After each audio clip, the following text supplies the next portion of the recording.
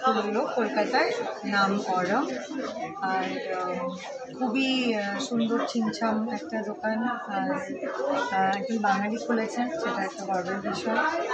এবং সোনা, রূপো, হিরে, অনেক রকম ডিজাইনের এখানে আছে গয়না। আর সবথেকে ভালো খবরটা আমার মনে হয় যে ওরা কাস্টমাইজ করেও গয়না বানাচ্ছে। তো আমার মার, ঠাকুমার হীরার কোনো ডিজাইন যদি থাকে যেটা হয়তো খারাপ হয়ে গেছে বা নষ্ট হয়ে গেছে বা ভেঙে গেছে, বা আমি একটু নতুন করে বানাতে চাই, সোনাটা হয়তো ভালো ছিল না, সেটা একটা জায়গা হলো সেই গয়নাগুলো এনে সেটা কাস্টমাইজ করার।